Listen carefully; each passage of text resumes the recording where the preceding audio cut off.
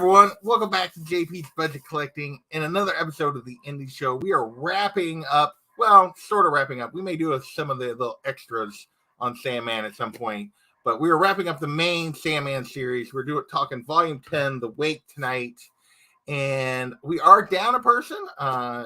Jen, Comics Will Break Your Heart, couldn't make it. She told us to go forward, so we are, but I still got my man, Unruly Simeon, hanging out with me tonight. What's going on, Unruly? I want to holla, but the joint's too small. There you go. There you go. And we got, panels, pages, and pixels. I kept almost didn't get it right. I keep saying, like, repeatedly. I told somebody else the other day I was saying pages, panels, and pixels. I kept going pages first. I know, and I considered pages first, but I don't know. I like this one better because it's more of a tongue twister. And it creates moments like this. So, well, it's been getting me. Like, your tongue twisting. And my connection is absolute. No, you're there. Oh, yeah, you're good so far. You did not freeze that right there. Yeah. All right. Well, I'm seeing both Unruly and myself freezing constantly on the screen, so I have no clue. As of right now, you look fine to me. And I just lost audio on you, JP, just now, so I can't hear anything you're saying right now. Oh, geez. Okay. Well, you're not freezing. Now you're back. Now I can hear you. Yeah, what if I go audio only? Maybe that'll improve my experience so I can actually hear and see you guys. Like, I don't know what's going on. You try it for sure. So, but you have not froze the whole time we've been on here that I've seen. I see constant freezing and constant audio not working. So I don't know what's going on, but maybe if I just go like this for a minute and then that'll come back to video when it's my turn. When it's my turn to talk, because now I'm not seeing freezing right now. So maybe it's my webcam. Yeah, could be my webcam. We're hearing you good. All right, good. Yeah, you're good. So, all right. So yeah, we are talking The Wake, the end of the main Sandman series. Let's start. Just your thoughts on this particular volume. Kavi, since you're on the screen at the moment, we'll go with you. Oh, okay, cool. Should I leave myself on screen? Or try it and see what happens? Right, let's try this. All right, Sandman, The Wake. Good volume. To call it a volume is a little tricky, I would say, because really the core Sandman story wraps up in the first 3 issues of The Wake. No. It's issues 70, 71, and 72 of Sandman, and really, my personal wish was that it would be that the end of issue 72 or just issue 72 itself was the final issue of Sandman. And maybe if the order of some of these other, I keep seeing you guys freeze nonstop, by the way, so I don't know if you're hearing me or not, but I would say the other issues in this volume are more of like epilogue style anthology issues. The 4th issue is great. Which is the final Hobgadling issue. The 5th issue is kind of weird, this tale of this, this ancient Chinese family dynasty thing, and it's a little bit, I don't know, a little bit out there. I felt it just doesn't fit really. It doesn't feel like it fits as great. And then the Shakespeare thing to end it, I think I can understand why Neil Gaiman went with that, as he's kind of a meta commentary about timeless writers and writing in general, and that obviously ties back around to the Midsummer Night's Dream thing and everything. But I'm a much bigger fan of the first half of this volume, which pretty much actually is the end of Sandman, versus the latter half. Although I do appreciate aspects of the latter half. So that's kind of my general thoughts, basically. Yeah. And really, what about you? What do you think of The Wake? What he said. All right, well, that'll make us go quick. Dude, I don't even read that one. I read it the first time I read it, the story that you were alluding to, the Chinese dynasty. I tried to read it. I really did. I got like half a page of some of the lettering on that issue is tough to even decipher what's even being written. And like same thing with the Shakespeare stuff. Like when he goes to that uber cursive, like Shakespeare, and like literally just taking from Shakespeare's play, The Tempest. Sorry, I should probably be on camera when I talk, but second I turn the camera on, for whatever reason, I'm getting if it's messing with you, so far you've been fine for us, but if it's messing with you, just leave it. But yeah, that one was weird, right? Okay. It just doesn't. It seems like I mean, if not for the fact that Daniel's version of Dream swaps in for Morpheus's version of Dream within the context of the same storyline with the same character set in within that issue. If not for that, you could stick that issue like 4 volumes ago, as one of these like one-off Sandman issues. But it's the one that just fits the least, I think, in this volume. No, I agree with pretty much everything you just said, Kavi. Like it did feel like, because I had thought when I I flipped through it, I thought it actually ended with the Hob Gatling story, which I was like, okay, that's fine, because she comes to visit him, and that kind of wraps that up. And then I realized, no, wait, it keeps going, and I agree, like that. And both of those could have easily been put almost anywhere in the run. Like they did not Well, have to yeah. I mean, I would say I so. guess the Daniel stuff showing up would have been a big giveaway, but you didn't have to you didn't have to write that with Daniel. You could have still wrote that with Morpheus. As far as just the content of those stories, those could have been at any point in the series. So it is a little weird. Another thing, that was kind of a specific criticism, but like more on a broad scale with this volume, the Michael Zulli artwork has always been some of my most favorite stuff in all of Sandman. Like the first 3 issues, especially art wise, is awesome. And then the Charles Vess art on the Shakespeare issue, which makes sense because it ties back to the Charles Vess art on Midsummer Night's Dream several volumes ago. I always love his art, especially when you're dealing with a Renaissance fair and Hob Gadling being all pissed about the inaccuracies and there should be shit everywhere, like the smell of shit everywhere and all this shit. Because I rarely get to the wake when I reread Sandman. Like this might have been only the second time I've ever read the wake, because you have to get all the way through the whole book. You gotta get through the whole thing to get there. Yeah. And the first couple of volumes I've probably read like 5 times. So it's interesting because I forgot how funny Hob was in that issue, because he was hilarious in it. Yeah. I mean, I'm a big fan of Hob, so anytime he shows up, like I've enjoyed it throughout the entire series. So definitely glad to see him show up. So many delays. Yeah, just leave your camera off, man. You're fine. And so for me, I definitely it was just kind of an odd shift back to end it that way, like end it with those, and then of course you get the little Neil Gaiman story itself at the end as well. That was interesting. And that actually, I would have been okay with that at the end. Like to me, maybe you do the Hob and that at the end, and then you don't do the other 2. Would have been a better ending. Like it's not that I don't like. I was even fine with the Chinese guy story. I just felt it was out of place. So for me, yeah.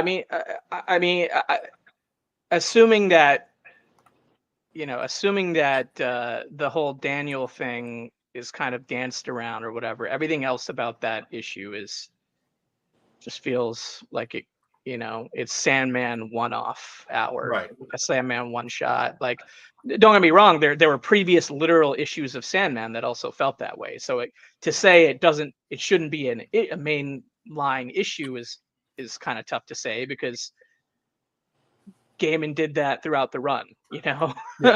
So it's a gripe, but I think overall I am particularly satisfied with the way that it kind of wraps up in that first 3 issues. I especially enjoy the funeral issue and the wake issue. The second wake, the second issue, and the 3rd issue of this volume. So. Well, before we dig into those, because I feel like, do you guys want to handle the stuff at the end, the Shakespeare and the Chinese guy issues first before we dig into the wake itself? Oh, we can. I don't even think we need to even talk about those, to be honest. Okay. Like, personally. I agree. All right. Well, we will just skip those.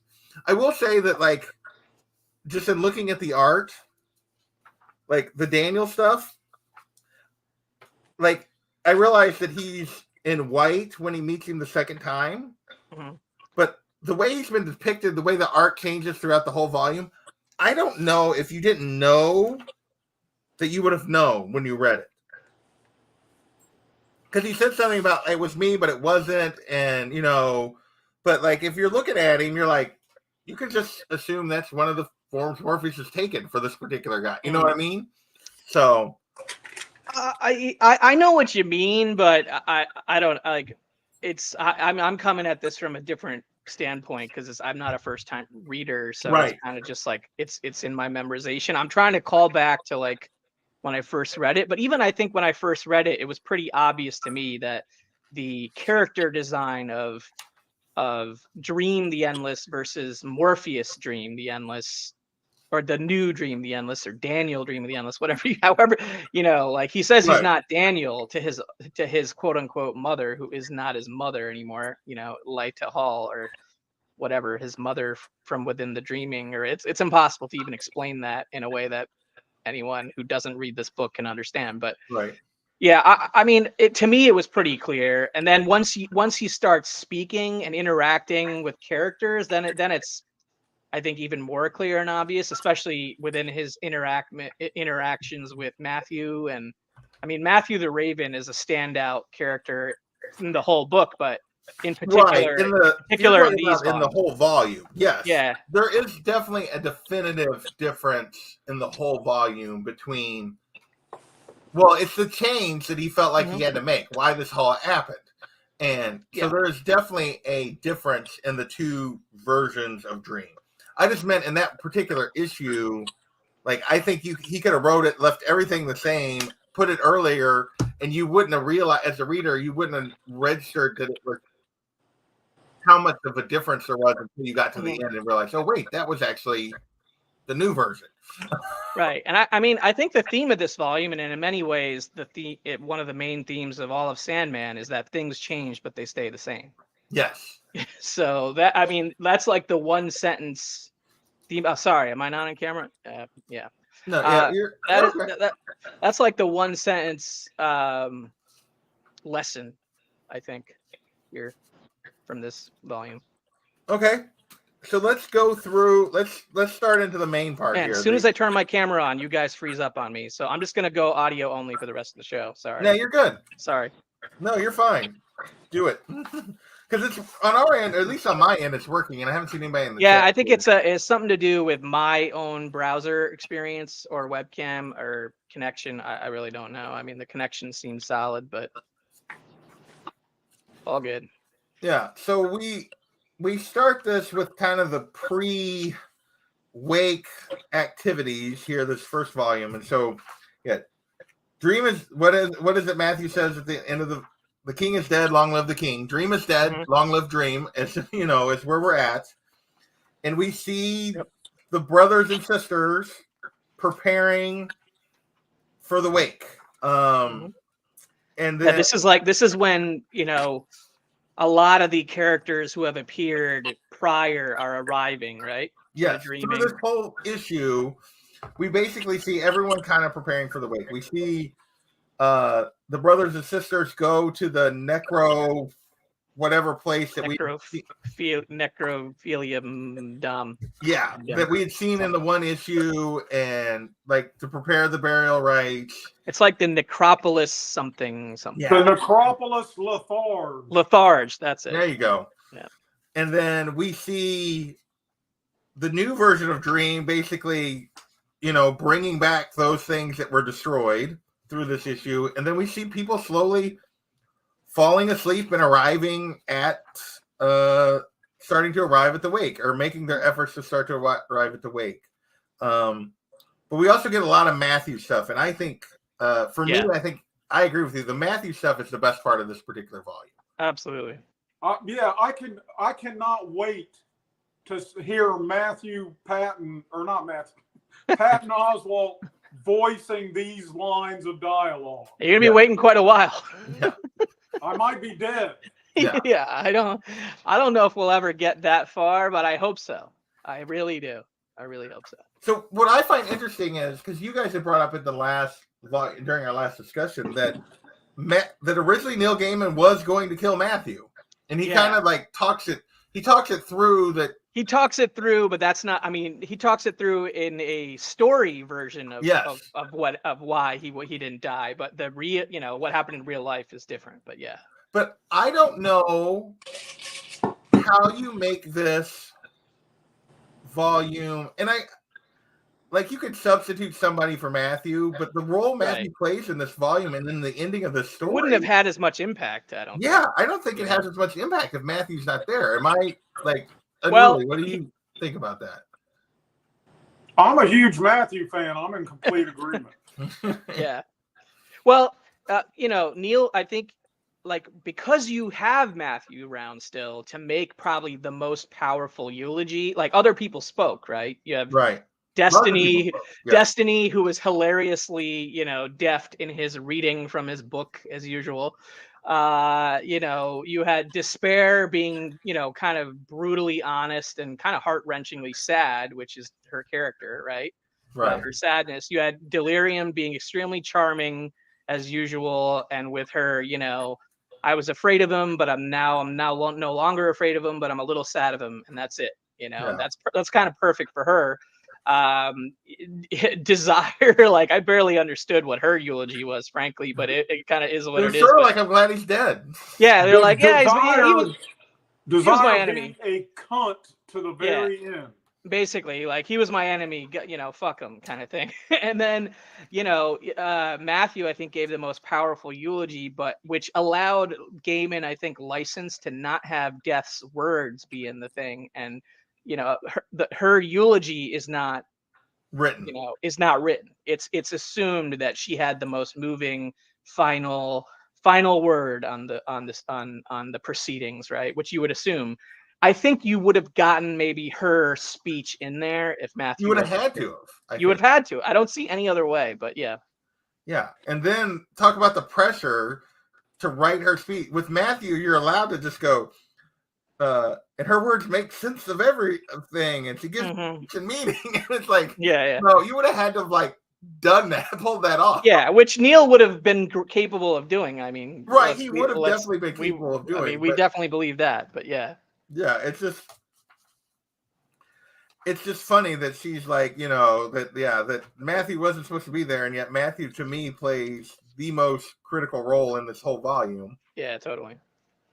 So what do we think about? Go ahead. I love all the sometimes a cameo, sometimes they've got so good 2 pages from from the mourners. Yeah. Yeah, so you had were great. You had Batman, Clark, and Martian Manhunter. Martian Manhunter. You had fucking Darkseid was in there somewhere. I swear, right? There was a Darkseid cameo. Yeah, there's a Darkseid cameo.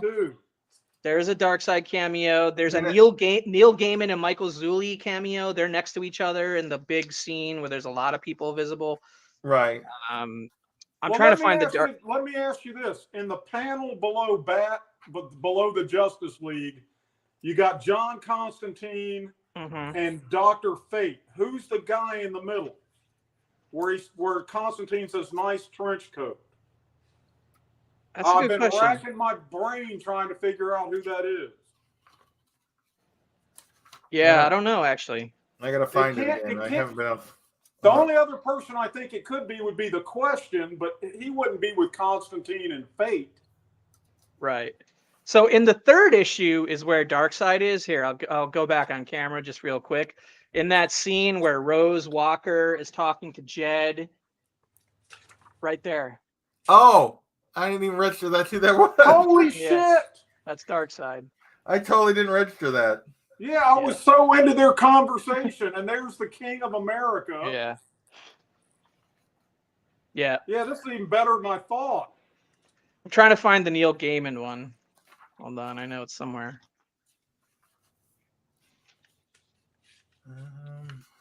Yeah, this is some. And there it is. And there's the Neil Gaiman one right there. So in this scene. Oh, he's right back there. Yeah. That's Neil. Right there. Yeah. Oh, okay. Yeah. Well, I can't even find the dumb page with Batman in them now. So that Oh, really? That's in the second issue. I thought it was, but I right oh no, I found here it is. I found it. I just looked past it. Is it Phantom Stranger? Could be. Oh, it looks like Sherlock Holmes. Kinda. Maybe it is Sherlock Holmes. I That's don't what know. it looks like to me. That's what I thought at the time. Yeah.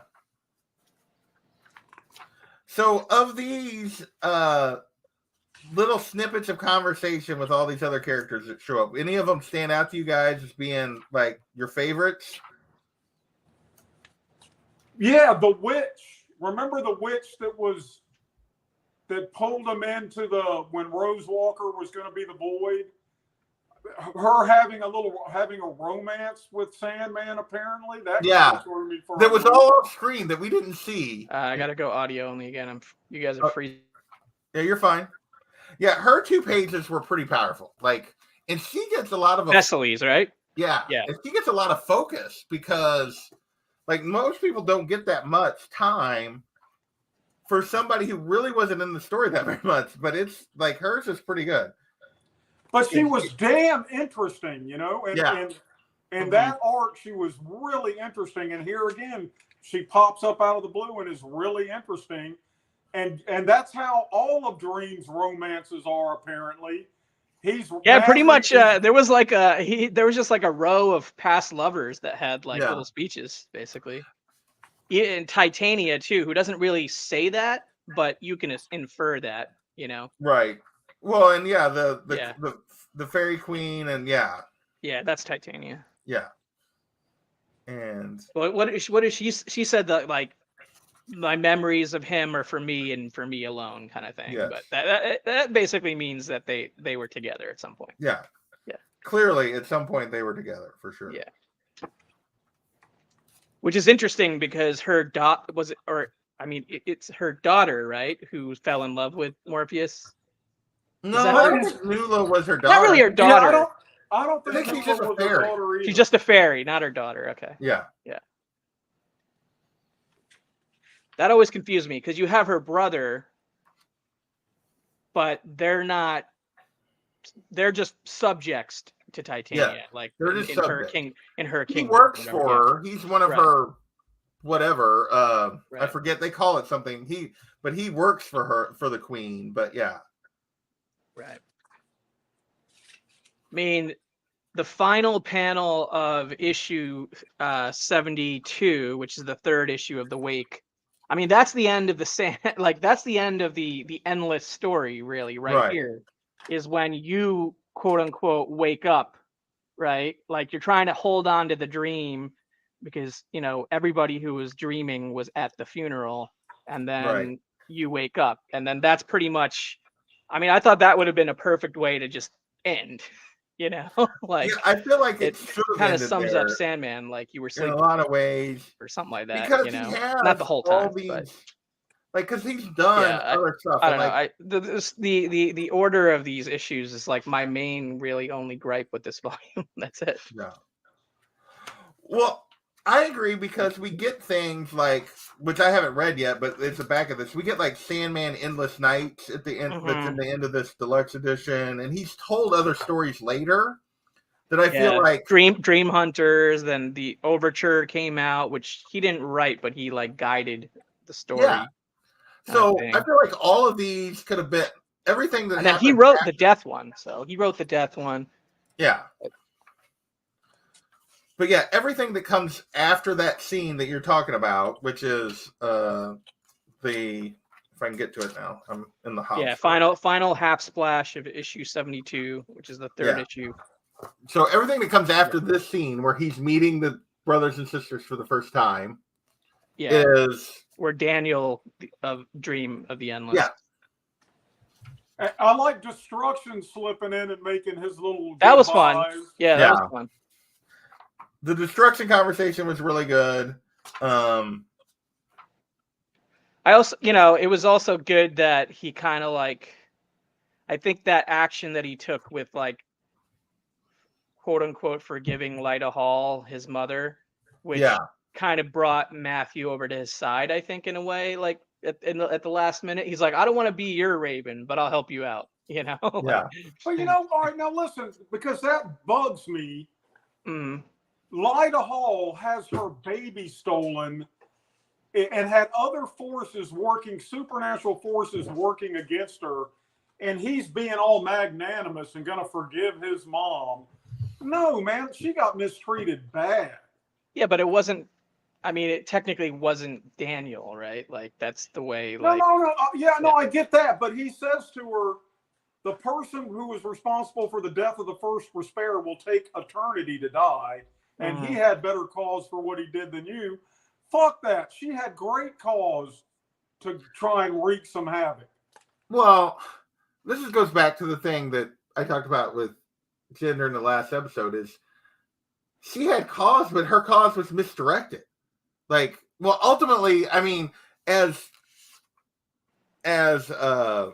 Lucian says at one point, like, that implies again that really Dream caused all of this for himself because he knew he needed to change. But yeah, like to a certain degree, but from her, like she jumped to an assumption and ran with it, which he knew she would. But like when she started going after Dream hadn't actually done anything to her yet. Like, no, wait, it's he was manipulated. It's Dream's fault all this happened. He allowed himself to get caught in the very first issue, and that let the two goblins, whose name I misremember, wreak havoc on her life. Yeah. I mean, ultimately, it's all his fault. Right. But, I mean, through that, you essentially learn that the endless are endless, but that they have versions within themselves that are kind of like different souls, if you will. Right. Like Morpheus was a soul. This Daniel version of the Dream is a different soul. And there was a previous despair, kind of thing. And I don't, correct me if I'm wrong, but like until you see the transformation of Daniel to Dream in Kindly Ones, that isn't necessarily fully explained previously in Sandman, right? Right. So you're kind of learning about that in Kindly Ones and the Wake, right? So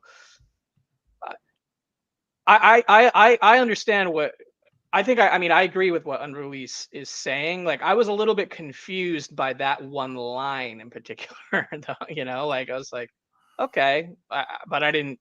I guess I didn't think too hard about it. Well, to me, that goes back to, though, he's changed, but he hasn't changed. Like, we talked about this at the beginning. Like, there's only so much. Like, we've seen him. Yeah, that's the core lesson is things change, but they stay the same. Yeah, like we've seen him, like, what Dream considers mercy and how Dream deals with slights that aren't really even that by mortals. And right, and he still has all the memories of everything Morpheus did as Dream, and potentially whoever was Dream before that, right, was Dream. And it's just ongoing forever. It's the endless. But there's a different driver at the wheel from it's not really a soul, but it's some sort of variable exists, right? Like that difference. So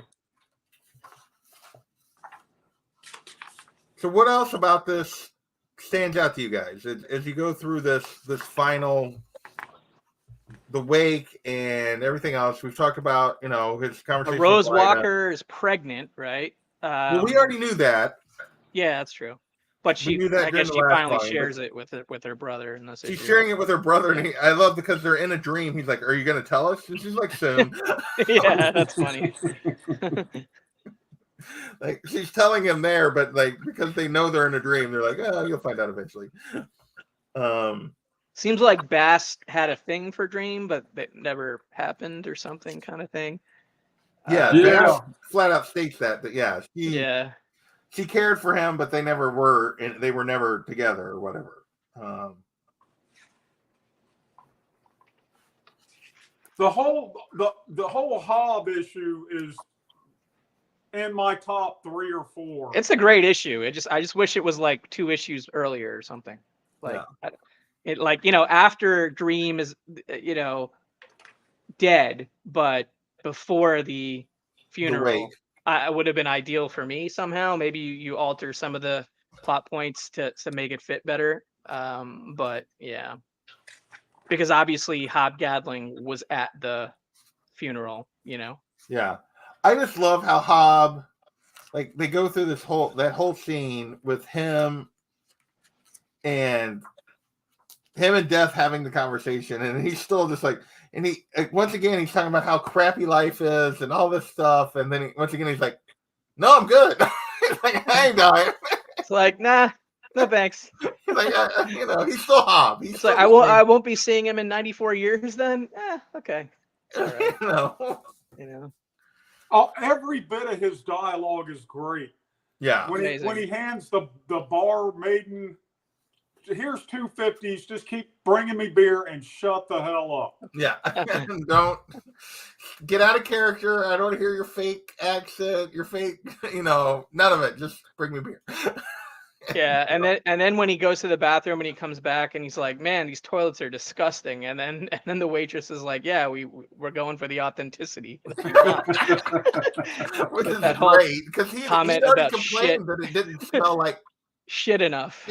Yeah, so that's what he gets. I mean, I do think that it was smart of Gaiman to sort of have the character kind of pontificate a little bit about the slave trade as he's now in love with an African American woman.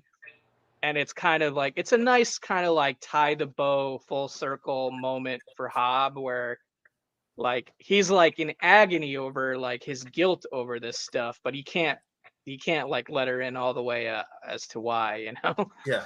Yeah. But I thought that was pretty powerful.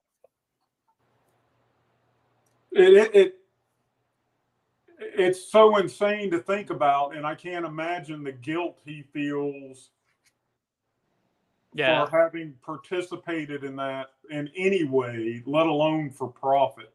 Yeah. But he's still, he made his mistakes, and he's just bound and determined to keep on chugging along, man. Keep on chugling, like CCR says. I mean, I like the history there, though, and it's even like it's just explained in such a Hobbes style nonchalant way, where he's like, it's like, yeah, the US may get all the sort of historical connotation with slavery because of what happened after slaves were brought over here and were worked, but the British were the ones that essentially became experts at the trade after the Spanish invented it, right? Right. And they're the ones that sort of turned it into what it became. Yeah. I mean, they were the ones making all the money from bringing them over. It was,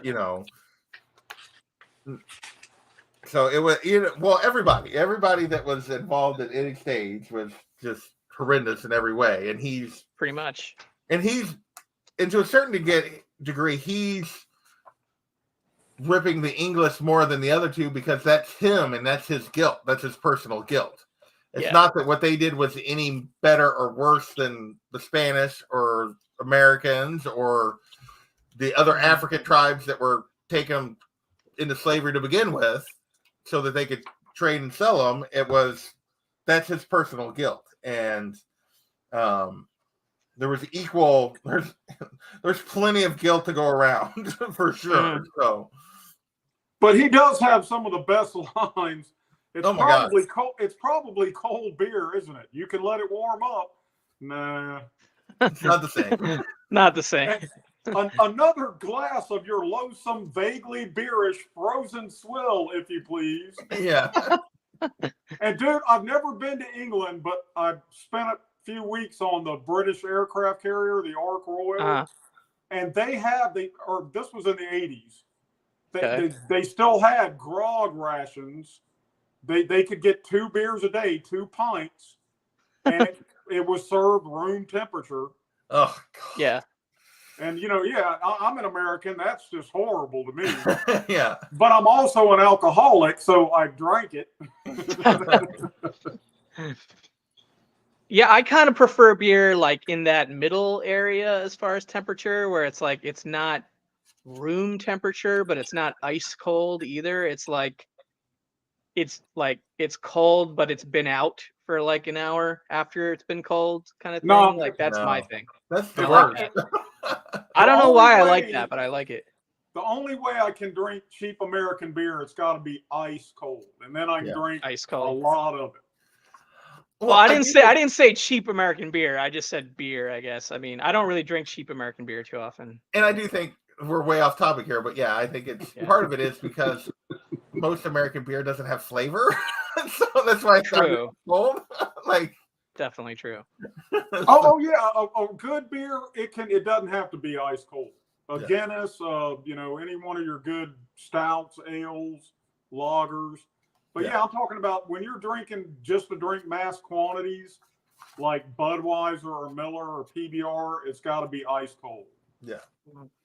Jumping over to the Shakespeare issue real quick, because it is the final issue. So I wanted to just say a couple things about it. Like, I did find it interesting that both William Shakespeare, in the context of Sandman and the way Neil, gifted, quote unquote, his, I guess, trajectory as a world famous actor, playwright, whatever you want to call it, historical literary figure, and that he was so worried that it was all about what Morpheus had done for him and that it wasn't him. And then he clarified, no, Will, like, you had the talent. I just unlocked something so that you could apply it in the best possible way. It wasn't just like, it wasn't kind of the scenario with Calliope, the muse, way back in like volume 2 or whatever that was, where the guy was, she was literally giving him his talents, kind of thing. It is not to that degree, which I thought was a good thing to sort of clarify. And then also, I also really quite enjoyed the whole like introspective look of Will Shakespeare on his own life, where he was like, I sometimes I feel like I'm on the outside looking in, like, at my own life. You know what I mean? Like when things are happening in my own life, like my wife and I sleep in separate beds. When my son died, it was tragic and I was very, very upset, but I was also kind of, it was also kind of relieved because it allowed him to be able to write about tragedy and sadness in a real way. And that's like, whoa, that's like some harsh truths, like, I mean, obviously it's all made up here. It's not like we can say that is the case for like the actual William Shakespeare in history. But yeah, I just enjoyed some of those kind of aspects of the writing in that issue, even though it wasn't my favorite in this volume necessarily, but it was still good. Yeah. And I really like when I asked you earlier if you saw yourself reflected in your tale. Yes. And Morpheus says, I do not. I may not. I am Prince of Stories, Will, but I have no story of my own, nor shall I ever. At the end of the story of him. At the end of his story, capable of fooling themselves. Yeah, exactly. We just finished how many pages of his story? 2,000, I think. Oh yeah, a lot. I don't know how many. A lot. I think it's somewhere around 2,000. Don't ask me why I know that, but I have that in the back of my head for some reason. I think it's somewhere around 2,000 total pages in the 75 issues. The other thing I found interesting, and it's part of because of the time that he lived, but he talks about like how he's just this old man and he's 47. Like, two score and 7 years, right? He's like, and I've been writing for so long, and it's like he met him the first time at 25 and now he's 47. So it's only 22 years that he wrote all of this stuff. That you think about all the stuff that he wrote, it's like, good golly, he was productive. Yeah, and he never wrote a play after The Tempest, which is the play he was writing in this issue. Right. By himself. I think he co-wrote stuff after that. He co-wrote, I looked it up because I was curious. Yeah. He co-wrote 3 things, or there were 3 other plays that he co-wrote afterward, none of which I knew the name of. Like I'd heard the name of. Right. Before. So, but yeah. And his and him and Ben Johnson, their little talk was cool. Was fun. Yeah. Yeah. All right. that brings us to the last Sandman story, which is like Neil's personal tale of his interactions with the Endless. After he started writing this, what did you guys think of this little? I don't think I have that in my trade paperback, so I don't know. You don't have this? Nope, I don't have that. Oh, okay. It's interesting. Is it? Is it in the deluxe hardcover? Because I have volume 1 and 2 of the deluxe hardcover. I still need to get volume 3 of the deluxe hardcover. This would be volume 5 of the deluxe edition. Yes, but yeah. Oh, okay. I have that hardcover. Okay. Yeah. So yeah, I think I picked up the first 2, maybe 3, and I haven't picked up the rest of those. So I'm just reading it on the regular trade paperback, and it just ends with the Shakespeare thing. So it's basically him talking about like a little bit about his life and talking about, like his interactions, and that after he started writing this, and he talks about times that he believed that he and other people that had worked on the book had seen death after they designed her, and like that she was like there, and and then that he ran into the random demon that the Corona Zone or whatever that we met is why he came back in a later story, because he met him in thing, and then that the only time he actually saw Morpheus was when his daughter was ill, and like saw him putting her to rest, but then he realized no, it was the moon and a tree branch, and it was like trick of the light. So it's just kind of a story of like his, whether they're real or not, but just like his like personal interactions with the Endless kind of thing. So it was an interesting thing. I don't know that it was great, but it was interesting. And it was. I don't think that's considered part of the wake necessarily. It's just probably bonus material on the deluxe hardcover. Could be. Yeah, but it's not because none of the trade paperbacks have it. So okay. Yeah. But his whole encounter with Choronzon, remember, Kavi, that was a demon he dueled for his helmet, or Lucifer. He runs into him in the street. Oh, that's cool. With 2 mouths and everything. Yeah. Nice. And then later he's able to convince himself he imagined it all. Or is this straight fiction? Yeah. I mean, that was very interesting to me. It was really well done. Like the way he wrote. Shocking. Is there any context in there prior to the page about when it was published, where, what, or in the table of contents or anything? Because it can't have come out with the trade. I mean, it didn't come out with the trade, so I'm just wondering how long after the issue Sandman 75 came out did that come out, and where? I don't know, because it just goes like, for me, it literally is the end of the Shakespeare thing, and then it goes to the last Sandman story, which is what this is called. And it's not very long. It's like I got you. In the table of contents, it'll say where it's from, though. The last Sandman story, originally published in dust covers, the collected Sandman covers. Oh, okay. Which is something I've never bothered. I didn't even. Yeah, so I guess they must have collected all the Dave McKean covers and printed them in a book, and then they threw this story into that. So yeah, that's cool. That's cool. Because he drew it. Nice. All right, so we're 45 minutes in. I feel like we've kind of beaten We've covered it. Yeah, we've covered it. So let's go overall on the reread. Your thought of Sandman, 10 volumes. I know Unruly. I'm going to let you go first because I know you love this story like so much. On the reread, how did it stand up? You love it just as much? Did it change anything? It had been long enough since I'd last reread it that it hit me pretty hard all over again. And look, I've been fortunate enough to, and we all have really, to have lived in this really grown-up period of, comics. And this still, maybe not head and shoulders above anything else that's ever been done, but it's in the top 5 all-time achievements in this medium, in my estimation.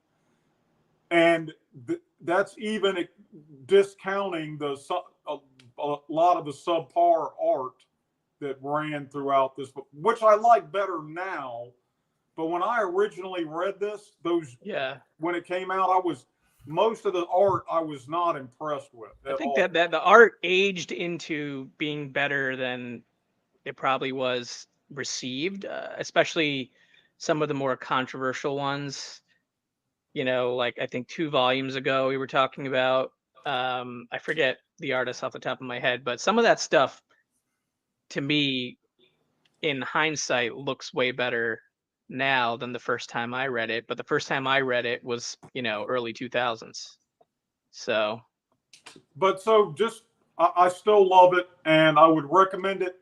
It would be one of the 2 or 3 things I would recommend to someone who's not into comics, and I'm not into all that childish stuff. I would say, 100%. Really, motherfucker, and hand them the first volume of this. Yeah. So my power flickered. It's flickering, or no? Maybe it's just that light. Hey, between that power flicker issue and my issues going on, this stream has been.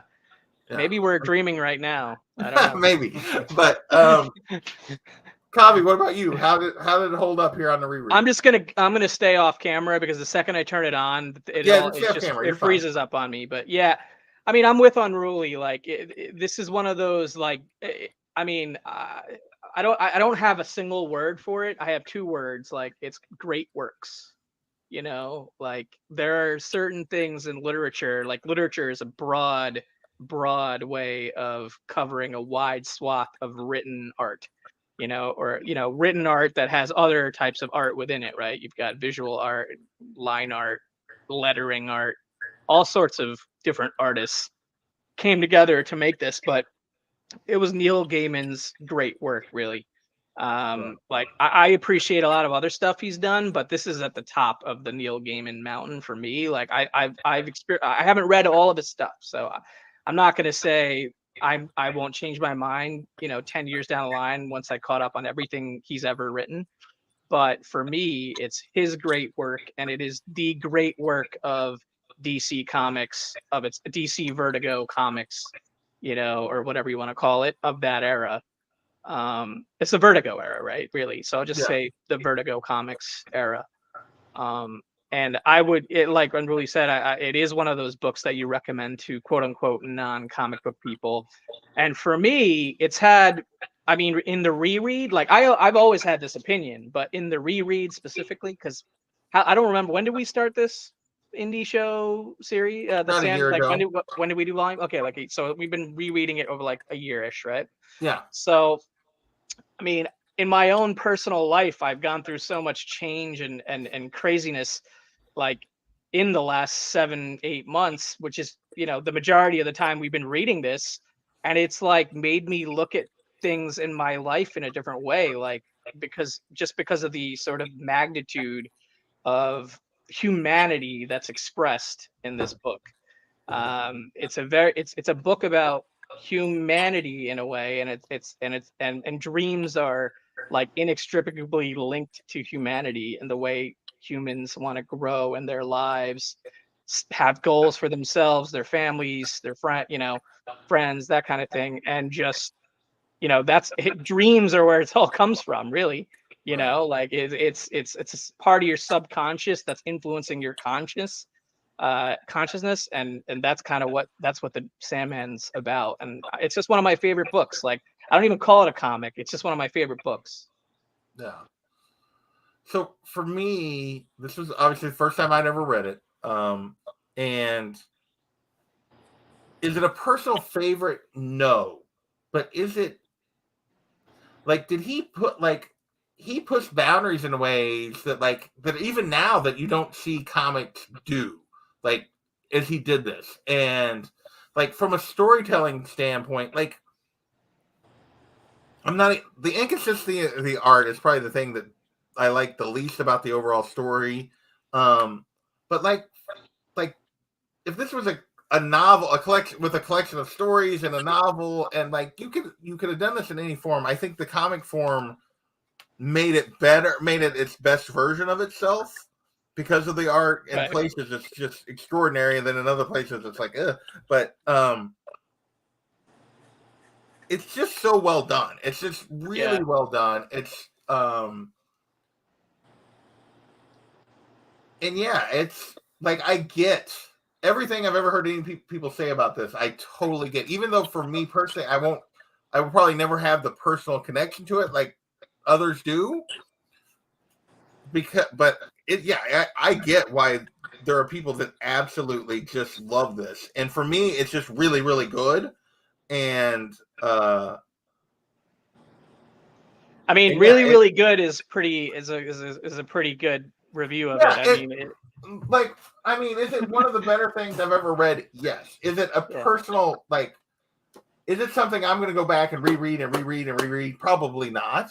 I mean, I think even people who are personally connected to it probably shouldn't do that, because it's a special thing. Like, I kind of regret having read the first 3 volumes as many times as I had, because to me, going back and rereading it, for me, it was like a slog getting through those first 3 volumes, because I was like, man, like this again, but yeah. And I will think, and this is going to come out as maybe odd, but for me, what makes it great is it's so dense and it's so intricate and the dialogue is so good and everything else. But for me, part of why it's not a personal favorite is it's so dense and it's so intricate and it takes. It's not casual. It's not a casual. You can't just pick it up and flip through it and like. No, you gotta dive in. It's not a popcorn comic, No, it's definitely not a superior arc of, say, Spider-Man or right. No. But I mean, to me, how many even with the current boom of the last several years of last decade and a half of indie books, all of which were probably deep indie books and well written indie books, and it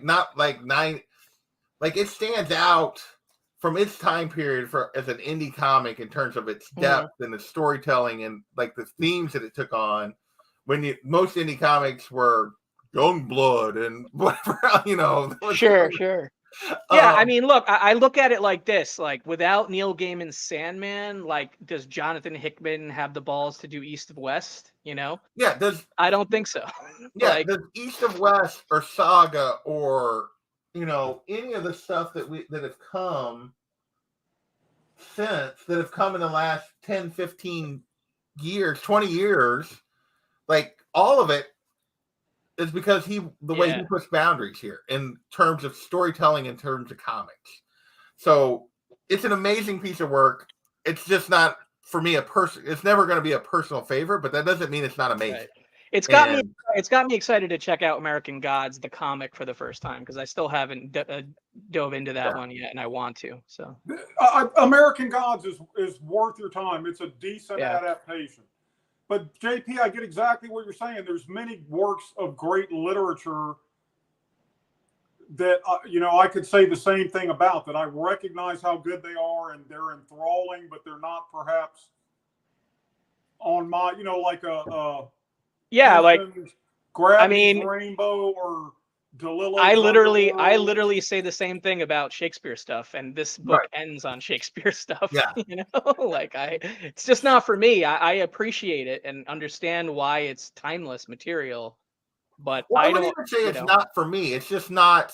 It's never gonna if I'm gonna make a list of my favorite all-time reads. Yeah, exactly. It's gonna be 10th. It's gonna be on the list, but it's gonna be further down. It's just, you know what I mean? It's not even going to be in my top 20. All right, so let me ask you this. Right now, what comic is it that you see yourself or have reread the most? Oh. Indie style? That isn't a main major IP character, or in general? Anything, but preferably indie.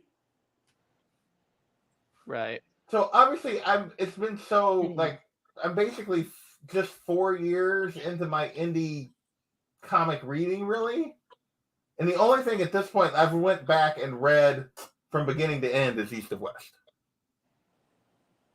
It's the only thing I've considered starting Ascender again. I guess that's not true. I've read Die more than once. I mean, well, for me, the answer is easy on the big two side. I read year one and every year. Well, yeah, Year but one is probably my favorite. Yeah, year one is usually I've read year one probably the most of anything. But outside of big two, stuff I just like my go-tos or whatever, it's a little bit tougher to like just name a favorite. But Paper Girls is up there for me, like on the Saga indie, or the Image Comics side of things. I probably have, I think I've read Paper Girls at least 3 times, and I've only read Saga twice, I think, or at least what's come out of Saga so far. So like I like Paper Girls a lot, and I like it more than Saga. East and West is up there for me, but I haven't reread it since I read it with you, JP, on your show. Right. So I mean, but that hasn't been much time since that. No, it hasn't. For me. So yeah. So I don't know. It's tough. It's tough to choose. Like I almost put Sandman in that list because I would honestly, because I probably reread Sandman 3 times as well. Right. And the first half like 5 times. So for me, it probably. I mean, I don't know if that's really considered indie because it's Vertigo DC or whatever. But yeah, Oh, it's indie. It's indie all day. Yeah, regardless of publisher. Yeah, so I don't know. That's like my half-assed answer. Paper Girls, Sandman. Yeah. Yeah. Okay. All right. Any final thoughts you guys want to give as we've gone through this? Well, I hope that you guys will at least, because I'm going to read, because I have I also have the deluxe of the Death. Okay. Yeah, I got a trade for it. So. Yeah, which has has like Death, the High Cost of Living, Death, the Time of Your Life, and then a few other things. So hopefully at least like High Cost of Living, you guys will come back and read with me. Yeah, definitely I read that one.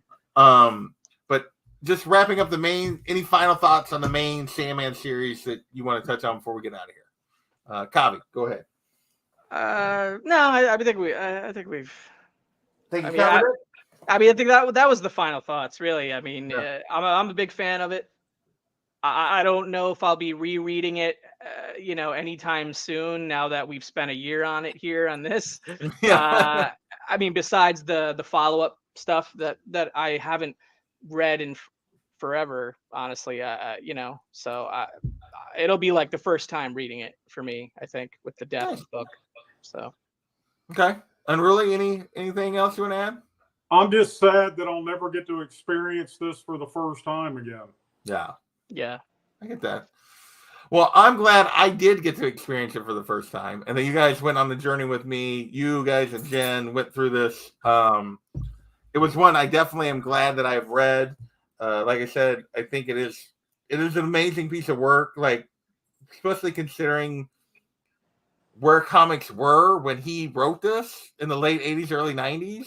I mean, we had started to get some more serious stuff in the big two, like Watchmen one, and there were, Watchmen, and we'd gotten some things that had started down this road, but like where he went, nobody had gone before, and so many people have tried to follow to this deep, taking comics to a deeper place, and a lot of it comes from this. And I think, totally. I mean, you got to call out Fables too, in a way. Since then, that kind of. But that came quite a bit later. That was like and that, I mean, as a title that was inspired, drew inspiration from Sandman. Fables absolutely drew inspiration from this. There's no doubt about that. So I want to thank you guys again for hanging out with me. I want to thank Jag and Gore and Kenneth and Gordon and Matt. Even John stopped by for a little bit. GT Key, I want to thank you guys for all hanging out with us tonight. Schultze, I appreciate it. We're going to get out of here. I think Unruly and I will be back next week with a little bit of Rachel Rising. We're going to continue reading that next week. And then we'll be back at some point, hopefully not too far in the future. And we'll talk a little Death. So to talk a little bit more Sandman. So with that, we will see you later, everybody.